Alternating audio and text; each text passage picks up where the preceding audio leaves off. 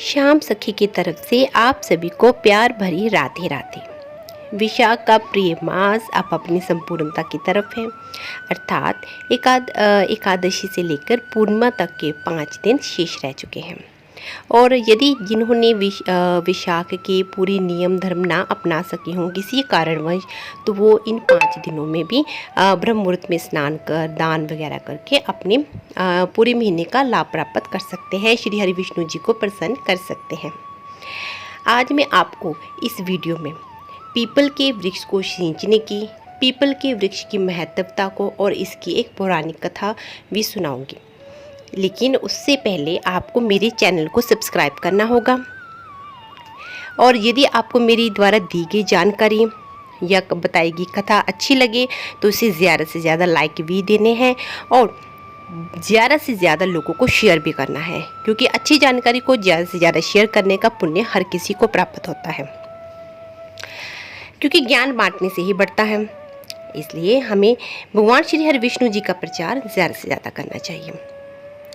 विशाख मास के शुक्ल पक्ष की एकादशी पर पीपल की पूजा का बहुत ही महत्व है। इस दिन सुबह जल्दी उठकर स्वयं स्नान करने के पश्चात एक लोटे में गंगा जल, कच्चा दूध और काले तिल मिलाकर पीपल को अवश्य चढ़ाना चाहिए। ऐसा करने से भगवान श्री हरि विष्णु जी की कृपा मिलती है और साथ ही हमारे पितृ भी तृप्त हो जाते हैं। कहा जाता है कि पीपल के पेड़ में भगवान श्री हरि विष्णु जी, लक्ष्मी माता के साथ साथ हमारे पितरों का भी वास होता है, और मात्र ये कच्ची लस्सी चढ़ाने से हम सभी को एक साथ प्रसन्न कर सकते हैं। एक छोटी सी पौराणिक कथा है, वो मैं आपको यहाँ पर सुनाना चाहूँगी। एक पुरानी कथा के अनुसार लक्ष्मी और उसकी छोटी बहन दरिद्रा विष्णु जी के पास गई और प्रार्थना करने लगी कि हे प्रभु, हम कहाँ रहें। इस पर भगवान विष्णु ने दरिद्रा और लक्ष्मी को पीपल के वृक्ष पर रहने की ही अनुमति प्रदान कर दी। इस तरह वे दोनों पीपल के वृक्ष में ही रहने लगे।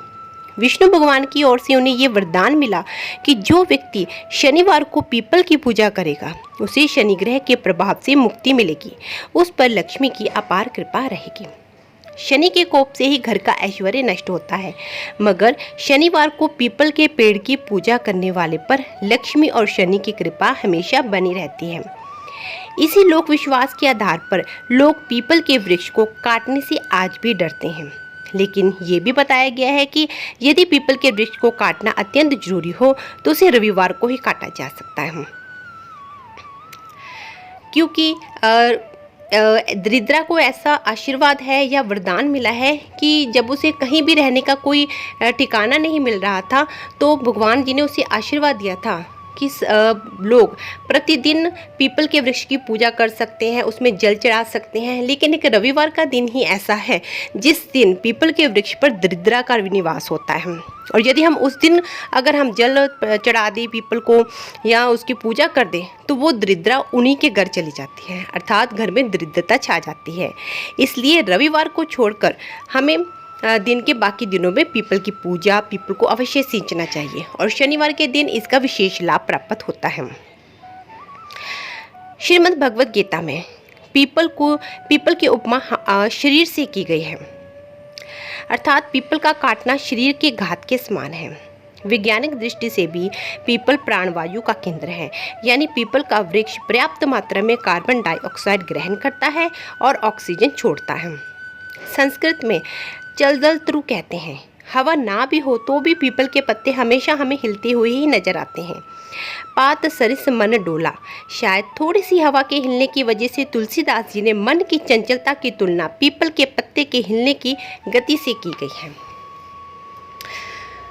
चलिए अब हमें आपको पीपल के सींचने की एक पौराणिक कथा सुनाती हूँ। बहुत समय पहले की बात है कि एक गाँव में एक गरीब दंपति रहते थे। वे प्रतिदिन लकड़ियाँ काट कर लाते थे, फिर उन्हें बेचकर अपनी रोजी रोटी का काम करते थे, कि रोजी रोटी खाते थे। एक दिन पति पत्नी दोनों जंगल जा रहे थे, तो रास्ते में लकड़हारे की पत्नी ने देखा कि कुछ स्त्रियां पीपल के पेड़ के पास बैठकर कथा सुन रही हैं और कथा कह भी रही हैं। तो उसकी पत्नी का बड़ा मन हुआ, तो उसने अपने पति से कहा कि आप जाइए, मैं इनके पास ही बैठकर कथा सुनना चाहूँगी। तो उसके पति ने कहा कि ठीक है, तुम यहीं पर बैठो, मैं जाकर लकड़ियाँ काटता हूँ। तो वो लकड़हारे की पत्नी वहीं बैठ गई। उसने बड़ी ही ध्यान से, बड़े ही मन से, लगन से वो कथा सुनी। जब कथा समाप्त हुई तो उसने उन स्त्रियों से पूछा कि ये लोग आप किसकी कथा कह रहे थे और आप ये किसकी पूजा कर रहे हो। तो उनमें से एक स्त्री ने कहा कि देखो बेटी, हम विशाख मास के नियमों का पालन कर रहे हैं। विशाख मास में हम सुबह ब्रह्म मुहूर्त में उठकर स्नान करते हैं, फिर गंगा जल के साथ पीपल को सींचते हैं, फिर कथा कहते हैं और पीपल की पूजा भी करते हैं।